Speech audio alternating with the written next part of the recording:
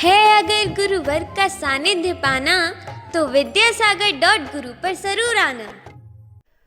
ओम नमः सिद्धेभ्यः। ओम नमः सिद्धेभ्यः। ओम नमः सिद्धेभ्यः। अहिंसा परमो धर्म की। आचार्य गुरुवर श्री कुंद कुंद भगवान की। आचार्य गुरुवर श्री ज्ञान सागर मुनि महाराज की। चलो परम पूज्य संत सुनने आचार्य भगवान विद्यासागर जी महामणि राज्य की, आचार्य संघ की।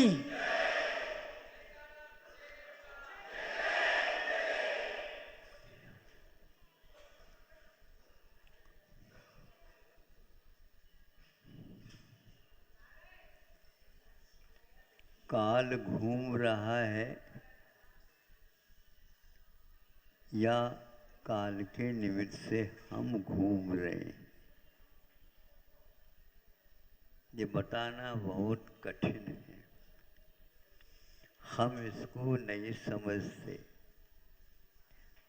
जो जहाँ है वो वहीं रहता है, काल घूमता नहीं। नहीं महाराज, आपके सामने तो घड़ी रखी है और वो घूम रही है, तभी तो आधा घंटा हो जाता, 15 मिनट हो जाते हैं। नहीं, ये घड़ी में कांटा घूम रहा है, इसको भी मानता हूं मैं, जो पुतगल की पर्याय मानी जाते। किंतु इसके एक स्थान से दूसरे स्थान पर जाने से यह ज्ञान होता है, ये कांटा अपने आप ही क्यों नहीं घूमता। ये उसका उत्तर है। काल कभी भी घूमता नहीं। काल कोई चक्र नहीं, चाक नहीं वो घूम जाए, अथवा कुंभकार जैसे अपने चाक को घुमाता है उस प्रकार नहीं। बीच में कुछ संकेत मत दो। क्या करते हैं आप लोग? ये बेटा पहले ठीक करके आ जाया करो। हैं, बैठ जाओ। तो काल घूम नहीं रहा है। शास्त्रों में कहा गया है काल घूमता नहीं, किंतु वह घुमाता है। चाक घूमती है कुम्हार के निमित्त से। कुम्हार यदि नहीं घुमावे तो चाक कभी भी घूम नहीं सकता।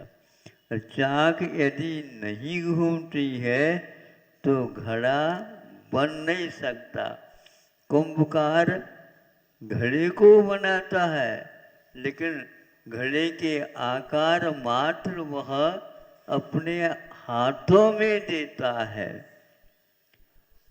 तो उसके निमित्त से चाक पर घूमती हुई जो लूंदी की है स्थिति है, वह घड़े के रूप में परिवर्तित हो जाती है। आप लोग सब कुछ बहुत गहराई के साथ अध्ययन करते हैं, किंतु महत्व के जो द्रव्य तत्व हैं उनसे वंचित रह जाते हैं। इसलिए काल के बारे में न सोच करके हम उन वस्तुओं के बारे में सोचने लग जाते हैं। यदि घड़ी में चाबी नहीं भरती और चाबी पूरी हो जाती तो घड़े में कांटा घूमेगा? एक कांटा न घूमे और 200 है वो तो घूमेंगे नहीं। सभी कांटे चाहे घंटे की हो, चाहे मिनट की हो या सेकंड के हो, ये सब घूमते हैं निश्चित, लेकिन किसके द्वारा? जब तक चाबी भरी हुई रहती है। यदि नहीं भरी तो नहीं घूमेगी। इसलिए इसमें आप लोग क्या बोलते हैं उसको? सेल। दक्षिण में इसको मसाला बोलते हैं। मसाला म्हणतात ना, बैटरी तो मसाला तो नहीं यार। बैटरी में मैंने टॉर्च में यदि मसाला नहीं है, यानी सेल्स नहीं है, तो वह प्रकाश नहीं देगा। तो वह सेल्स को ही नहीं देख रहा है, बैटरी को देख रहा है। बैटरी खरीदी जाती है, सेल्स को बैटरी तो एक बार खरीदी जाती है और सेल्स अपने खर्चा के अनुसार चलती है। इसलिए हमें सोचना है कि हम घूम क्यों रहे हैं, हमें घुमाने वाला कौन है। बच्चा मनोरंजन में आकर के खंबे रहते हैं ना घर में, नहीं समझे, उसको पकड़ करके घूमते हैं। मेले में जैसे झूले आते हैं ना, वैसे वह घूमता घूमता घूमता घूमता घूमता और एकदम हाथ छोड़ देता है और गिर जाता हो। नहीं है, यूं यूं करता रहता है, फिर इसके उपरांत स्थिर होता है। किसने घुमाया? खंबे ने घुमाया। खंबा जहाँ है वहीं पर है, और आप वहीं पर नहीं उसके चक्कर लगा रहे हैं। परिक्रमा लगाते तो बात अलग है, लेकिन आप इतने ऐसे पकड़ करके अपने आप को ऐसा छोड़ दिया। देखो कैसे छोड़ दिया, बिल्कुल हवा में हो गया वो। किंतु जब छोड़ता है खंबे को, तब ज्ञात होता है ये हमारी वजह से ही हमें चोट लग गई, चक्कर आ गया। आपको कोई घुमाने वाला है तो वह कर्म है। ये परिवर्तन, ये उसका स्वभाव है। कर्म स्थिर नहीं रह सकता, उसकी स्थिति के अनुसार वह काम करता रहता है। उसके ऊपर जिसका श्रद्धान होता है, वह मुझे घुमा रहा है। आप तो घुमाते हो मुझे आपके साथ रहना है नहीं, होता है ना। वकील लोग केस को और घुमा देते। वकील लोग केस को और घुमा, उनके हाथ में है वो।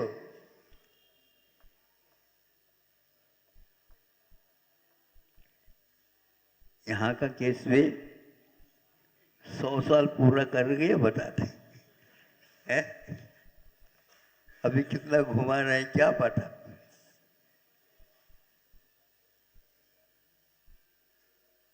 तो वो घुमाने वाला कर्म होता है, उस कर्म के अनुसार ही आपको आना जाना बैठना उठना आदि सब कुछ करना है। कब तक करोगे? जब तक कर्म है। कर्म कब से आ रहा है ये आपको ध्यान में रखना चाहिए। कर्म अनादिकाल से है, यह गलत धारणा है ये काल से। हाँ, धारा प्रवाह से आ रहा ये बात अलग है। एक फिल्म आप यदि देखते हैं 3 घंटे लगते हैं, लेकिन वह 3 घंटे में एक ही फिल्म नहीं रहता, वो जोड़े हुए रहते हैं रील में, इसलिए वह अखंड देखने में आ जाता है। अब जब कभी भी मान लो जहाँ जोड़े हैं वहां पर कमजोर जोड़ थी तो टूटती है तो एकदम समाप्त, तो वह लाइट लगा देता है, शांत रहा शांत रहा शांत रहा, हल्ला नहीं करो, थोड़ा सा टूट गया है, आलस हो गई, और इसलिए बिना जोड़ देता है तो अखंड वह 3 घंटे तक चलता है। इसलिए कर्म भी आपके रील के रूप में चलते रहते हैं। यदि कर्म को आप करना बंद कर दोगे, क्या होता है? पैसा समाप्त और मेला समाप्त, खेल खत्म, पैसा हजम। अरे पैसा, कोई पैसा खाएगा तो हजम होगा, कहा जाता है। तो ऐसी स्थिति में आपको अब अध्ययन करना ही होगा। यह हमने खंबे के सहारा लेकर के घूमना, अपने आप को घुमाना चालू किया, इसको बंद कर दिया जा सकता है। इसको पुराण ग्रंथों में ये कहा गया है, बीज वृक्ष परंपरा। आप बताओ, बीज पहले है क्या फल पहले? जल्दी बोलो। बीज सही है। बीज आया कहाँ से?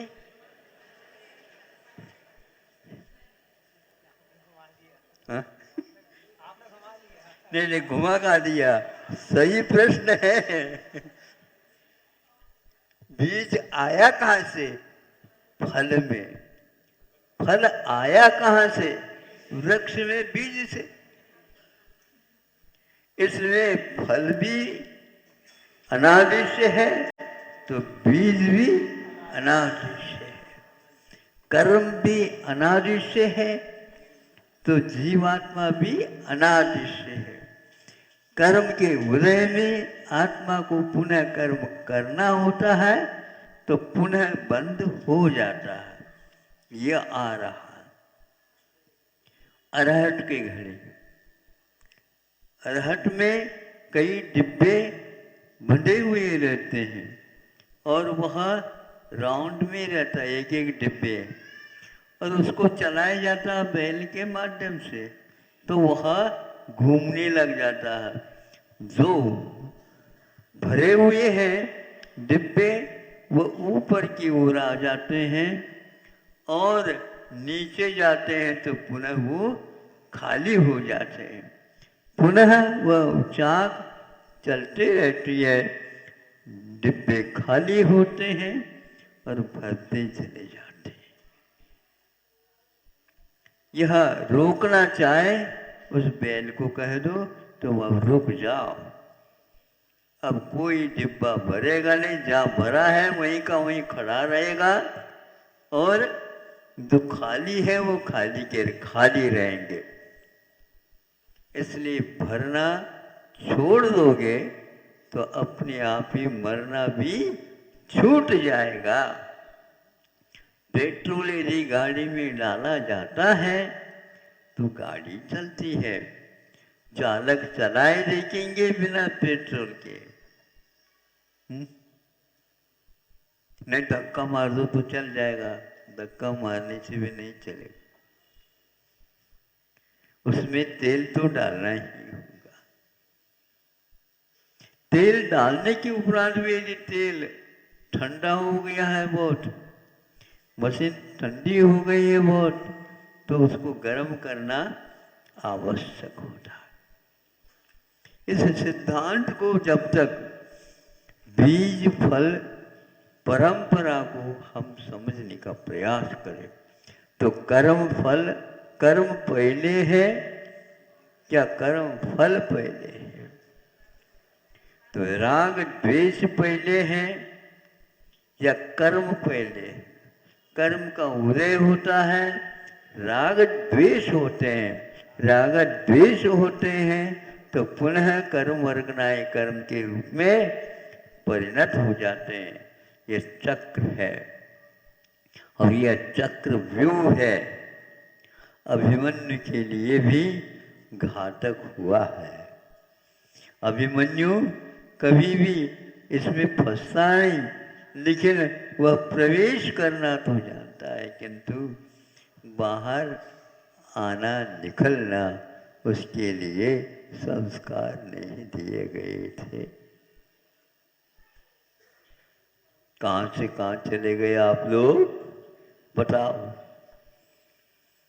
इसीलिए सिद्धांत को, वस्तु के परिणाम स्वरूप को हम समझे। घबराने की बात नहीं। ये संसार का चक्र रुक नहीं सकता। जो अनादिकाल से आ रहा है वह अनंत काल तक रहेगा। ये यदि आप धारणा बनाओगे, ये धारणा आपने क्यों बनाए बताओ? अपने आप बनाए बताए नहीं, हम गुरुओं के मुख से चीज कोई सुनी नहीं। सुनने के उपरांत भी उसके ऊपर विश्वास नहीं करने से ये फल मिलता है। समझ में तो आता नहीं और मानो मानो मानो ऐसा आप कह रहे हैं। अब हमें बता दो, आपके घर में दादाजी थे? हैं? दादाजी थे? अच्छा, किसने कहा ये दादाजी थे? पिताजी ने कहा। पिताजी को किसने कहा दादाजी थे? ये दादाजियों की संख्या कितनी है क्या पता?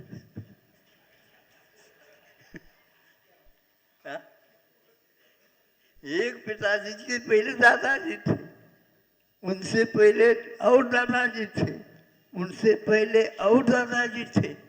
तो किसने किसको कहा? अपने अपने दादाजियों ने अपने अपने दादाजी का परिचय दे करके चले गए। और ये कभी भी अंत नहीं हो रहा। हमारा माथा ही खराब हो रहा।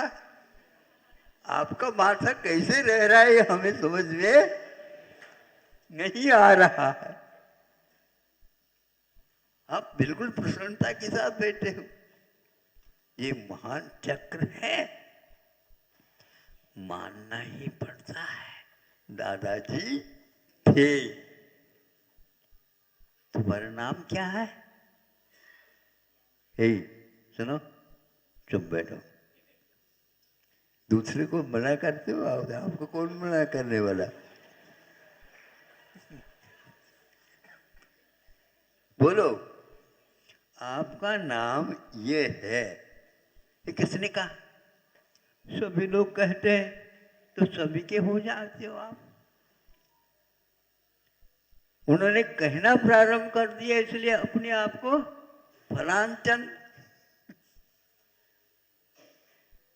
ये मानना एक प्रकार से आवश्यक है लोक व्यवहार को चलाने के लिए। ऐसे में इसी प्रकार हमारे पहले कौन थे इसको तो मानना ही पड़ता और यथार्थ मान लेना चाहिए। गुरुओं ने आत्म तत्व के बारे में अध्ययन किया। उन्होंने कहा उसको हम आप जो कह रहे हैं वो यथार्थ है, ये स्वीकार कर दो। अपना दिमाग लगाओगे कभी भी आप उसमें सफल नहीं हो सकोगे। हाँ, मानना ही पड़ता है। इसका नाम सिद्धांत है। कर्म के द्वारा ही यह फल मिल रहा है, यह अपने को मानना है। और ये कर्म क्यों फलता है? तो राग द्वेष करने से फलता है। आप यदि कर्मों से मुक्त होना चाहते हो, शरीर से मुक्त होना चाहते हो, तो विश्वास रखो मूल कारण क्या है। इन दोनों को मानेंगे तो आपका बहुत जल्दी सवाल, जिसको बोलते हैं शंका, समाधान हो जाता है। नहीं तो आपको समाधान देने वाला संसार में कोई भी नहीं है। गुरु लोग भी ज़्यादा आपको बाध्य नहीं कर सकते हैं। बच्चा जब आपके अनुसार 7-8 साल का हो जाता है तो उसको आप कह देते हैं बेटा विद्यालय जा, हम नहीं जाएंगे। जबरदस्ती जाओ, एक दिन करोगे जबरदस्ती, 2 दिन करोगे जबरदस्ती, तीसरे दिन वह 4-5 घंटे विलंब करके आता। तब तक आपको मालूम पड़ जाता बेटा ही नहीं आया आज। तो विद्यालय जाओ ऐसा कहा तो वह उठ गया, विद्यालय में बैठ जाएगा, आएगा ही नहीं वो वापस। आपको जाना पड़ेगा विद्यालय। अब जबरदस्ती आप किसी को नहीं कर सकते, बाध्य करके यह मान्यता आप उसको दे नहीं सकते, यह उसी के ऊपर आधारित है। इसलिए ऐसे संस्कार डाल दो जिसके द्वारा आपको, आप जो बताते हैं उसको वह स्वीकार कर ले। नहीं है तो भगवान के द्वारा भी किसी को सम्यक दृष्टि नहीं बनाया जा सकता।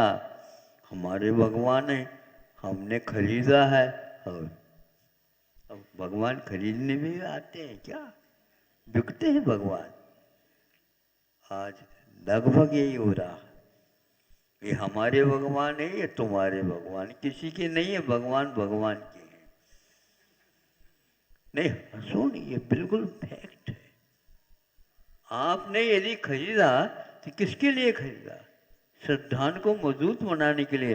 अभी भी वही रट रहे हो आप, हमने खरीदी, हमने खरीदी, ये हमारी है, ये हमारी, ये हमारी। कोई किसी का नहीं होता। बाद में पश्चाताप करने की अपेक्षा से पहले से सुधारो। नहीं सुधरोगे तो कोई दादाजी वापस आकर के नाते को समझाएगा नहीं है? आप उसकी प्रतीक्षा में हो क्या? इसको छोड़ दो, आप बंद कर दो। जो गया है वो अपने आप में रमने लगा है, इधर देखता तक नहीं हो, और आप अभी भी उसके दिवस गिन रहे हैं।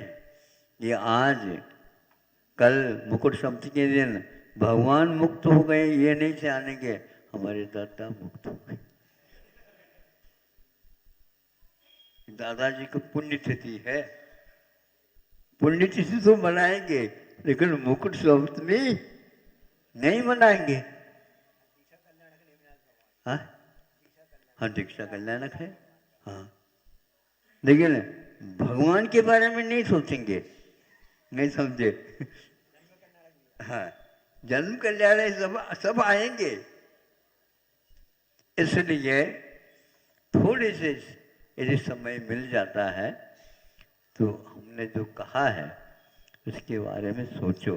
महाराज दिमाग में कुछ नहीं रहा, बीज और वृक्ष इनकी परंपरा को याद करो, अपने आप ही माथा ठीक हो जाएगा बिना अमृतांजन लगाए। अमृतांजन जानना समझते हो? झंडू बाम अपने आप शांत हो जाता है। इसको पढ़ते ही, सुनते ही और समझते ही दिमाग अपने आप ठिकाने में आ जाता है। भगवान से प्रार्थना करता हूँ, भगवान सब लोगों के दिमाग ठीक हो जाए। ठीक होना नहीं होना भगवान के हाथ में नहीं है, फिर भी भगवान के नाम लेने से कुछ दिमाग ठीक हो जाता है। अपने को करना है, अपने आप के दिमाग को ठीक करना है। दूसरे के दिमाग को ठीक करने का हम कभी भी बोझ नहीं उठा सकते। अहिंसा परमो धर्म की